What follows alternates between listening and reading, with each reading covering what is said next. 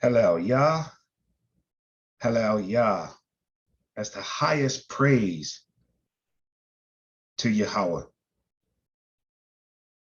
our Elohim, our Elohim, our God. We come to you now, Abba Yah, giving you all the esteem, all the glory for being our Elohim, for being merciful, for being long suffering, and for pulling us, Abba Yah, out of the darkness and setting us in your glorious, marvelous, cleansing light. We thank you, Toda Reba Abba, for blessing us always with everything we could possibly need, for blessing us, Abba Yah, with your Ruach HaKodesh, your Holy Spirit, that leads us in the truth and understanding that we may gain wisdom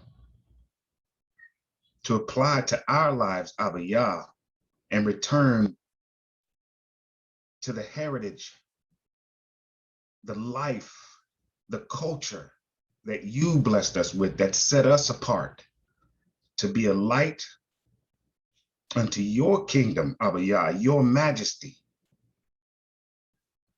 We give you all the praise and the esteem, Hallelujah. And Abba Yah, as we go into the language that you blessed us with, I just ask, Abba Yah, that your Ruach guides us, that we may gain knowledge, Abba Yah, of the importance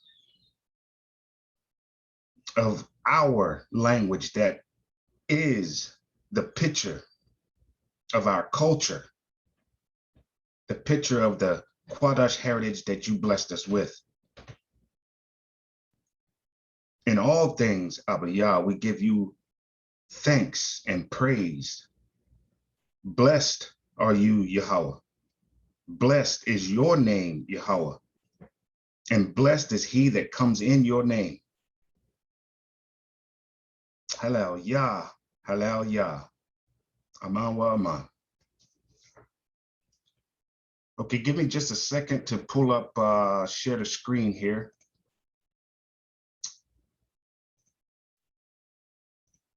And y'all let me know if you can see it. For the last few weeks, we've been going through the Hebrew alphabet. We've been through the A-class vowels, the Qamats, the Patak, the Tesseri. We went through the E-class vowels, the Sagal, the Shua, the Herek. And today, we're going to go into the O-class vowels. The O-class vowels. Can y'all see my screen? And I can see it. Con. Okay, so right at the top, we see that O as in low, and we see that Wa, or the Vav, however you want to pronounce it, and this dotted circle right here represents a consonant, any letter. But the vowel is that dot above the Wa.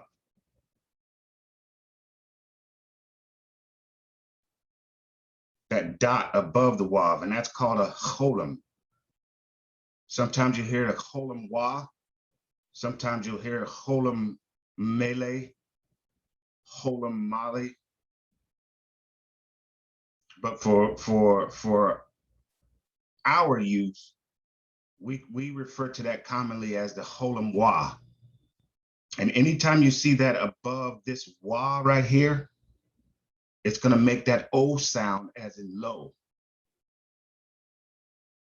And there's another instance too, where sometimes in some consonants, you won't see the wa, but you will see the holum over top of that consonant. And so that consonant will take on the O sound. For instance, if that was a lamed with the holum over the top of the lamed, depending on the consonant that follows it, well, forget that.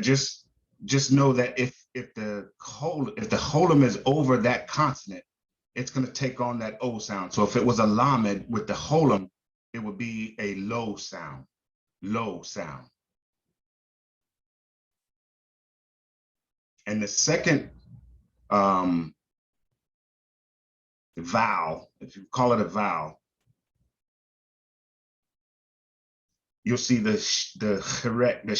shirek, and that makes the oo sound, the short O sound. Sometimes it's referred to as a U class vowel, but in this curriculum, it's classed as an O vowel, an O vowel. And it's shrek, sharuk.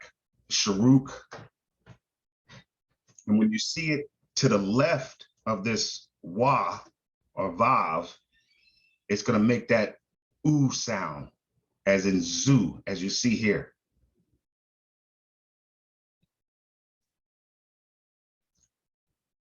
It's not like that holum though. I won't say never, but 9 times out of 10, you'll never see this shirek in the same position on another consonant. To make that oo sound, it's a consonant with the wa and the shrek. That's how you get that oo sound in this format.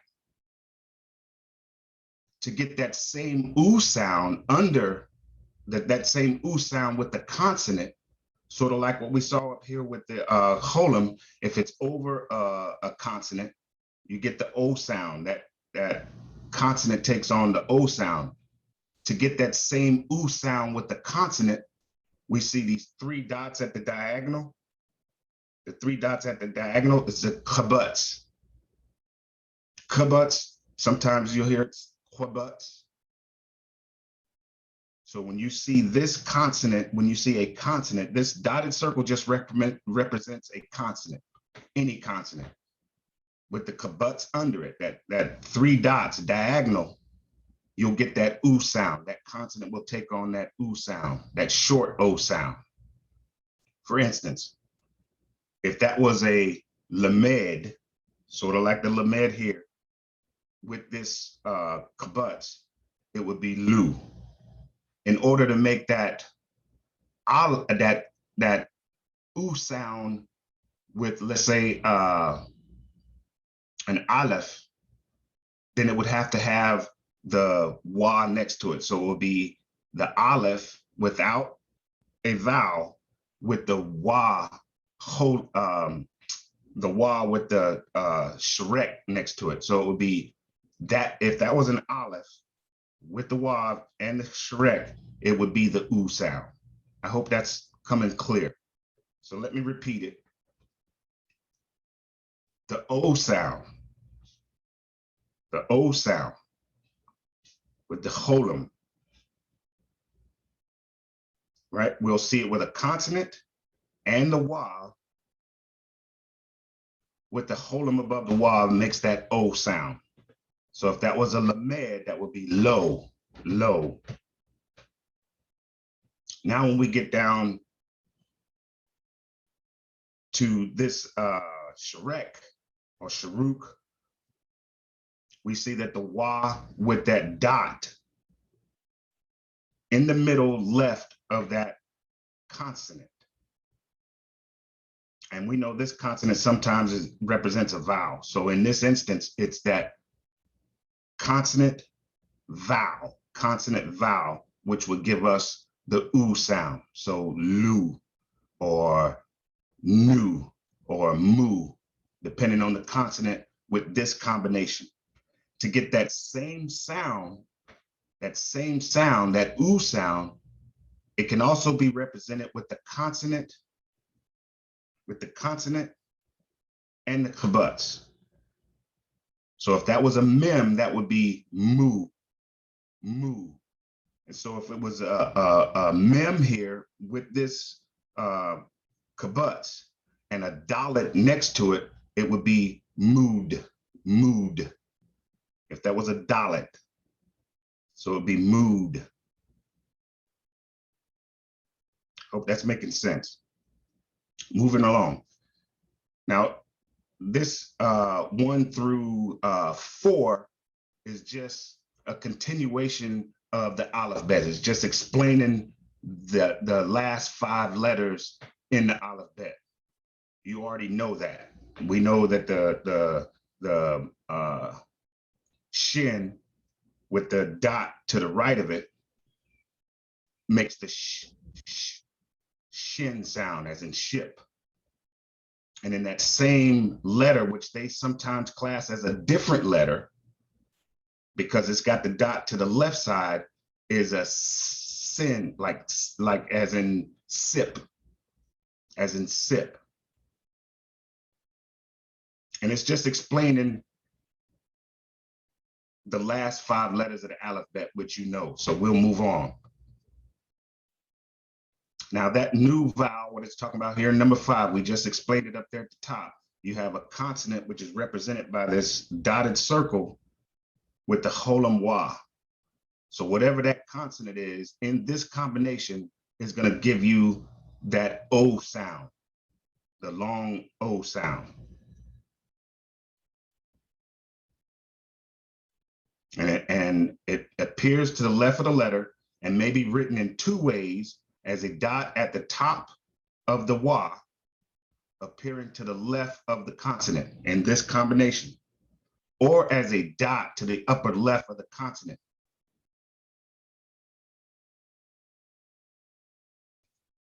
The sound is the same whether the vowel has the wa with the dot, with the cholam, or just the dot. And here's the example down here.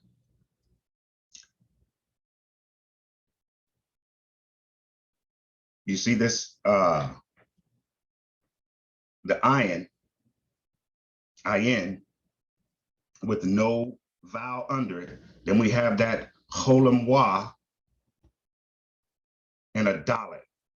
And what it sounds like is, because of this combination right here, let me grab my pen.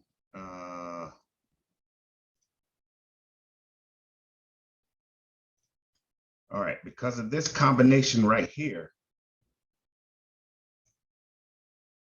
you see the consonant with the wa, with the cholam above it. In that combination right there is O, O. And then with the consonant dalet next to it with no vowel under it, it would sound like ode, ode.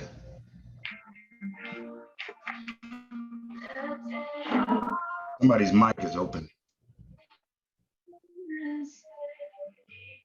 I remember there's 2 ways to make that O sound. There's 2 ways to make that O sound.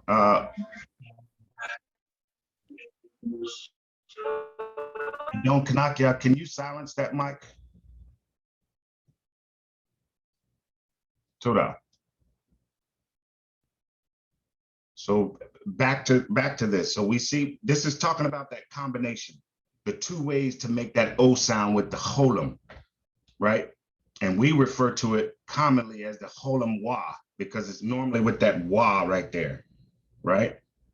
So you got the ayin with the cholam wa, which gives us the O sound, and then the next consonant next to it would be ode, That's one way to make that O sound. The second is in this combination, where that cholam is over the consonant. Let's see if I can grab that. So we see here, we got the ayin with the cholam over top of the ayin, and then we have the dalet. Makes the same sound as this 3-letter combination, only the holum is over the consonant. So that consonant is going to take on that O sound, and we get ode, ode. Only in sound. That doesn't mean ode. It just sounds. That's the sound it makes, ode. I hope that's making sense. And like I said at the end, if you have questions, jot them down, and we'll have a few minutes for questions.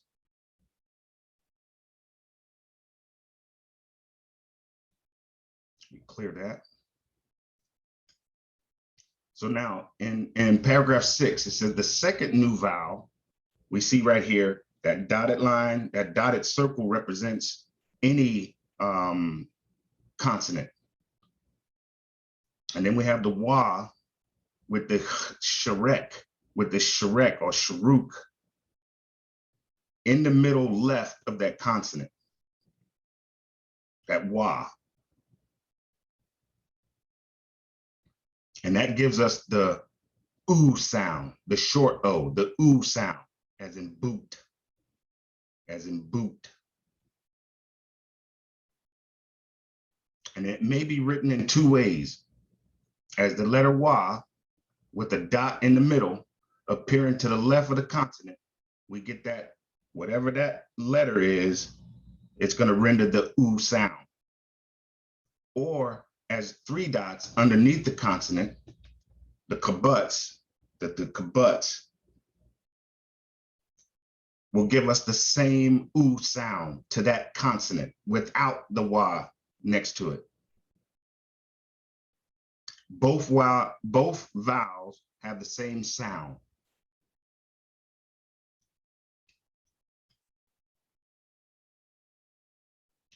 And here's the example. We have the resh with the kabuts and the wa, the sharek, and then the tav.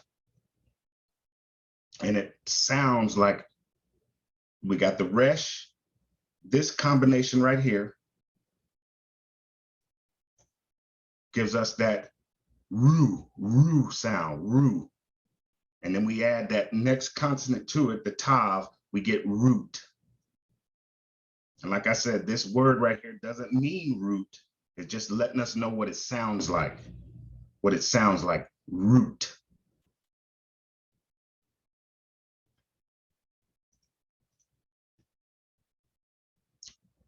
And then the second way we can get that root sound, that oo sound, is with that kabuts. The same sound here, the same phonetic, the same sound. We get the resh and the tav, but we get the kabuts under the resh, which gives that resh a roo sound, roo. So we got root. Pretty simple, right? Let me get rid of this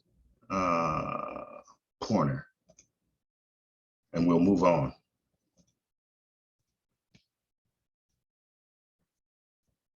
So in paragraph 7, we see that the wa is not a vowel and a consonant at the same time. When a wa functions as a vowel, sounded O, as in this combination here,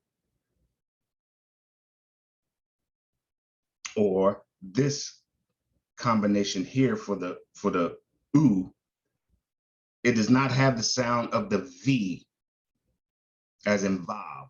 You know what I mean? It's not using that V. You know, sometimes this wa can be wa or vav. And what it's saying here is that when it's used in this combination here as the vowel, it doesn't take on the V sound. For instance, so we would not have duv. If that was a dalet, it wouldn't be duv. It would just be do.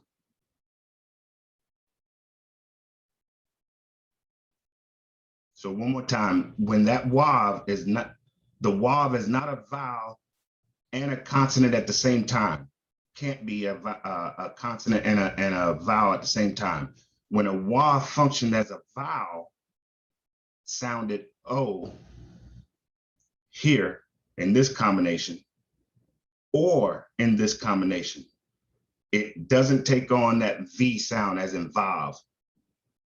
So it's always going to be that wa sound in this combination when we're using this vowel. Hope that makes sense. Moving on.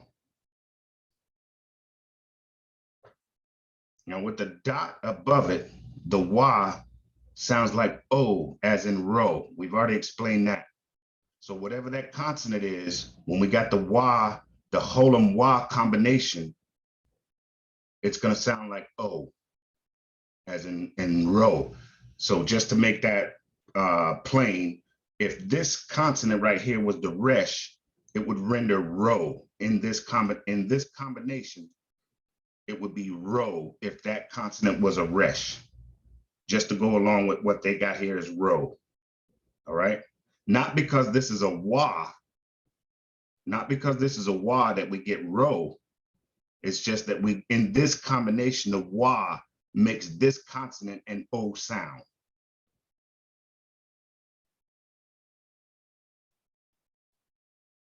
I hope that makes sense. So for instance, if that was a dalet there, it wouldn't be, it would sound like row, but it would be do, like in D-O-E, a do. If that was a dalet, it would make the same sound, do, not dow, do.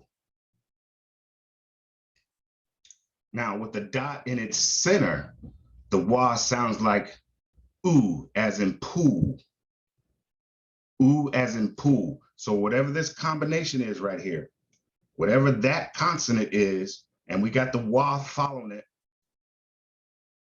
with the shrek in it, that consonant is going to take on the oo sound.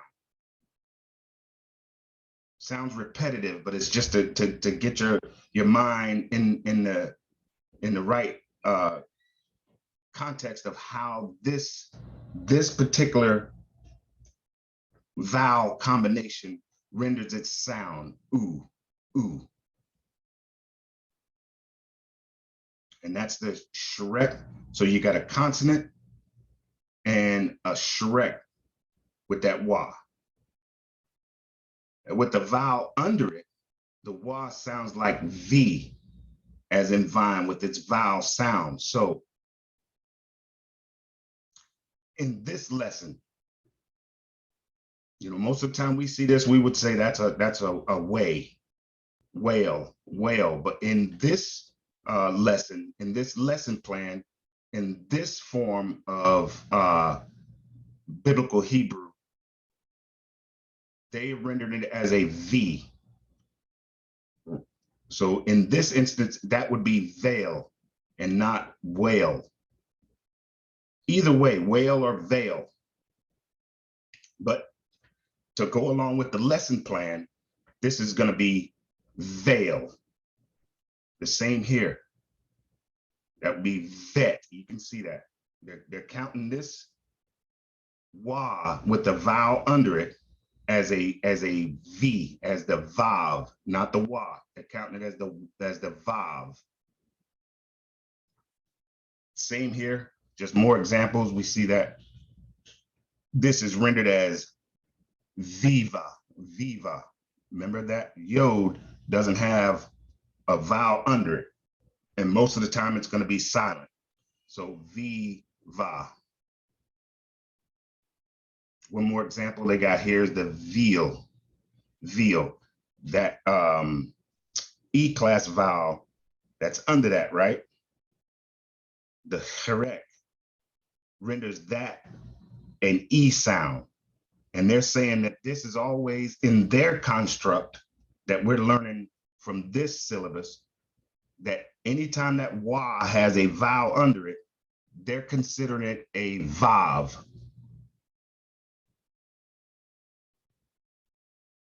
So with the correct under that vav, it's always going to be veal in this lesson plan. I hope that makes sense. Moving on. When the vowel appears next to a shin, the dot from the shin usually combines with the vowel.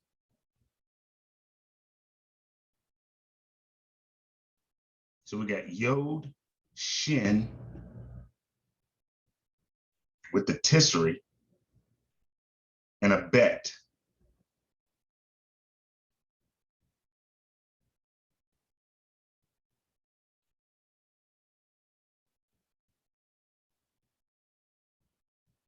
Slika just a second.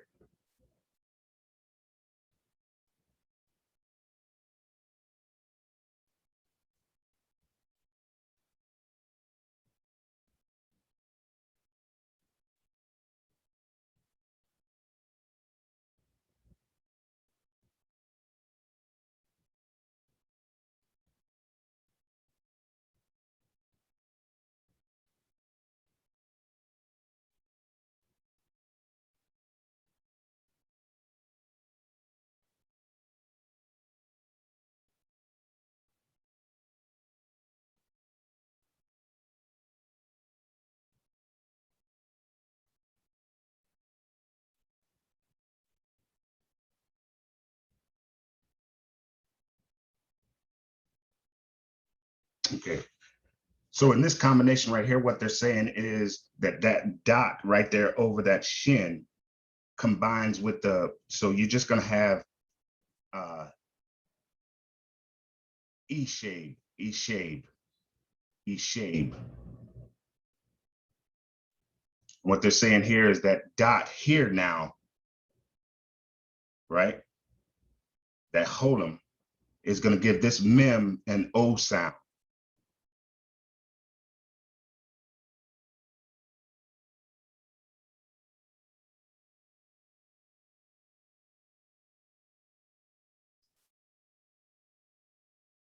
So what they're saying here is that that is going to come. So you got consonant, vowel, right? And so what they're saying is this is going to take on the Moshe sound. Moshe, Moshe. And we see it right here with the they're just breaking it down. So you got the mem with the holum over it. It's going to be mo, and then you got she. That shin with the sagal gives it that S sound. So Moshe, Moshe. I hope that makes sense.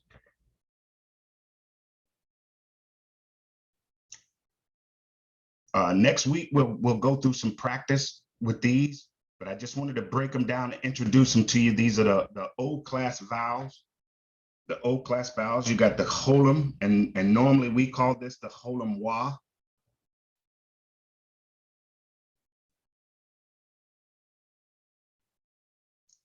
And then you have the kibbutz and the shrek. Those are old class vowels. And sometimes you'll see these two. You'll see these two right here, the shrek and the kibbutz. Sometimes you'll see it as a U class vowel, but not in this lesson. Sometimes you'll see it as a U class vowel because it kind of makes the sound of U, like root, root, or brute, brute. So any questions before we go? I do want to touch on the cultural side of why we're learning this language. So before I go to that, are there any questions on these old class vowels? Let me go back to the top right here. Are there any questions on these old class vowels? Shaquan has hand up. All right, floor is yours. Shalom, can you go to example number 8 again, please? Because I had a question about that. Okay. So, yeah, so I see the first, well, the second example, with the yo, with the O vowel. So are we not supposed to pronounce that? Because I was getting a little confused. Let me make sure I understand. We're talking about this example here? Yeah, yeah. Yeah.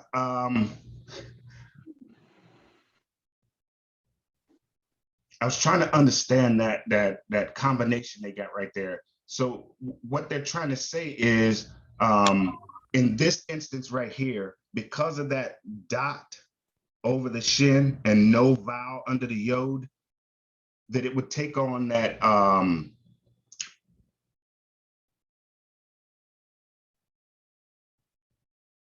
the how can I put it, like the o sheb o sheb. I'm not sure how they came up with that, but that's the rule they're trying to say when it says, when you see the shin in this, instead of putting two dots up there, we understand that yod is going to take on the holum sound, even though we don't see it in this in this like in this would be what you would see in writing, but we would understand that because this yod doesn't have a vowel under it. So they're saying consonant, vowel, consonant, vowel. You know, that's how we read. So you got consonant, vowel, consonant, vowel. And so they're saying this yod is going to take on that vowel sound, which is holum. Oh, okay. Now I get it. Osheb, Osheb. Okay, I get it now. All right. Cool. I'm glad you brought that back up, because I was having a hard time trying to explain that. Okay, so I'm glad you brought that back up. So in the example, just to make sure we're all clear, when it's saying that when the vowel appears next to this shin, without, I don't want to go any more confusing, but without a consonant here, that is just going to be a shin. That's going to be a shin. And depending on the vowel that's under the shin is how that shin is going to sound. But they're saying in this combination, when there's when they got this yod, this consonant here, to stay in line with the consonant vowel concept, that this shin, in this instance, that holum, they're going to consider that a holum. So whatever that that yod is going to take on the holum sound. So you would get that o sheb, consonant, vowel, consonant, vowel. Let me get my pointer to make sure everybody can see that. Where you at, pointer?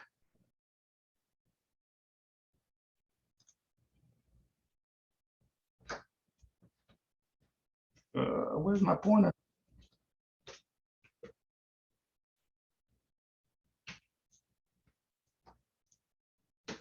All right. Anyway, I can't find my pointer right now. But anyway, to kind of break this down, this yod here, because there's no vowel under it, in this combination, it's going to take on the vowel of this shin. So we're going to see this in writing, but we're going to understand that we're going to pronounce it this way. O holum, right? O, this is going to be the yod, but it's going to take on that holum sound, consonant, vowel, consonant, vowel. So you're going to get o sheb, o sheb. I hope that makes sense. Did that answer it? Yeah, it did. So it's just saying that you don't have to have the two dots for it to make that O sound. So that's how I'm understanding it. So I get it now. Con. And they're saying the same thing with this one. Because of this shin right here, if it was just a shin by itself, we don't consider that a holum. It just identifies it as a shin and not a sin. But when we've got this combination here, that consonant consonant, vowel, consonant, vowel. So that consonant is going to take on that vowel sound of the holum. That's how we get Moshe out of that. Moshe. Moshe. That makes sense? Yes. Got Hold it, on. got it. All right. So any more questions before we go? I want to touch on a cultural aspect, and then probably won't have time for questions after that. Maury Samak has a lot of information to cover. All right, moving on.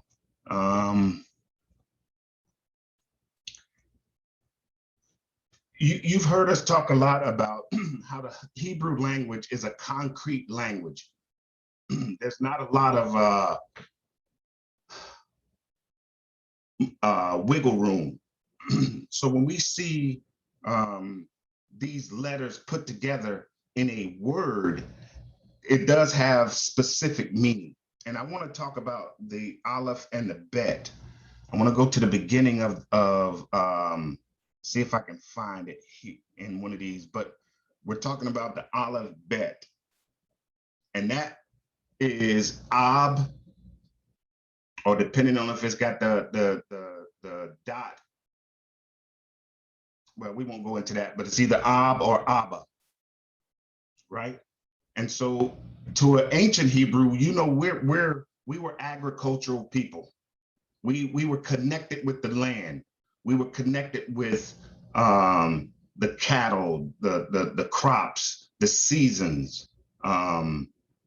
So when we see in scripture a lot, we see a lot of our instructions use that cultural understanding to explain, right? So when we look at that Aleph, what we see that looks kind of like that X in modern Hebrew, that's a gradual morphing of our written language. And what I mean by that is it started off in Picto as a symbol, that Aleph. And that Picto symbol was the head of a bull. And for us, most of it, we recognize that as the head of an ox, a male ox. And to us, an ox was a major part of our lives. It was a primary part of our lives, sort of like our cars today. We would be hard pressed if we didn't have transportation, not necessarily our own car, but any type of transportation. We would be hard pressed in these times. So if a Hebrew didn't have an ox and he's trying to cultivate the land, use the land to live off of, it would be very hard without an ox. I'm trying to paint that picture of that importance of that ox. And so a Hebrew would understand that that's primary. That's primary. But that ox also represents power. It also represents power. And it also represents wisdom. For instance, in scripture, we see, do not be unequally yoked, right? And so in our culture, what they would do is they would take a young ox that was not experienced, that didn't know how to go in a straight line or didn't know how to tread around the treadmill, and they would link that young ox to that adult ox that is already experienced, it already has the wisdom. And once that ox is trained, really only the Hebrew, all he had to do is really just follow behind. The ox already knew what he needed to do in that field to plow a straight line, or he already knew what he needed to do to tread that heavy stone to grind up the grain. He already knew. So they would yoke a young ox to that older ox to teach him. And then we have the bet, the Aleph bet. And that bet initially is the picture of a tent. We can refer to it as a house. It also means inside. It also means inside. So when an ancient Hebrew would see that combination, I mean, the initial thought would be either the strength of the house, the primary person of the house, the wisdom of the house. You understand what I'm saying? That would be the cultural aspect. So that's why we're learning our language. In this English alphabet, those letters don't mean anything, really. They don't have a meaning. We know it's phonetic. It makes, its purpose is to let us know what a word sounds like in the English alphabet. In our alphabet, in the Hebrew alphabet, it's not only just to make us understand what that sounds like, but it paints a picture at the same time. It gives us a visual. So when an ancient Hebrew would see that Aleph and that Bet combination together, they would automatically start thinking about the father, the strength, the wisdom of the house, because that Bet represents the house inside. So when we see that Aleph Bet, that Abba, the Most High is our Abba. He is our strength. He is our wisdom. He is primary in our house.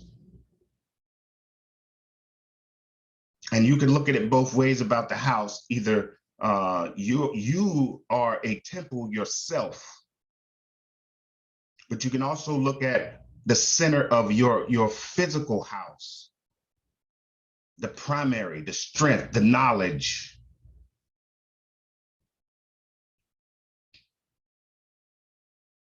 And then further on down, we'll get into some more cultural aspects of our language and how our alphabet is more than just phonetic. It's way more than just what something sounds like.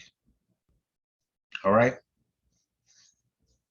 Like I said, it was going to be a quick introduction to the old class vowels today.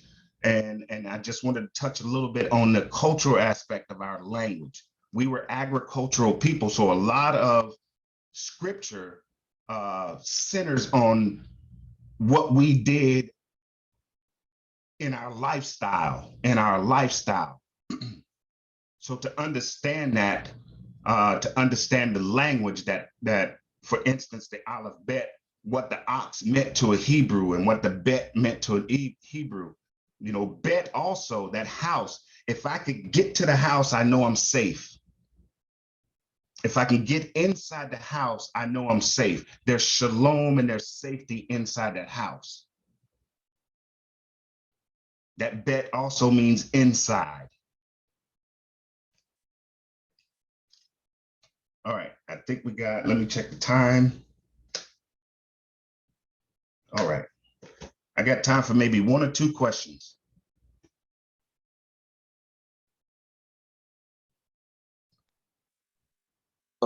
Matt Tennyson had the hand up. I'm not sure if they still want to ask the question or not. No, my questions were answered by I think Shaquan answered it back on example 8. All right. Like I said, continue practicing your alphabet. Say the letter as you're going through it, and then really practice those vowels, the nakuds. And this, remember, this is modern Hebrew. This is biblical Hebrew. So when we start looking at Hebrew from the Bible aspect, this is the language that they're using most of the time. I hope it was edifying, and I encourage you to just keep practicing, and it's baby steps. We're moving up to being able to read Hebrew and understand Hebrew. Let me go ahead and stop share.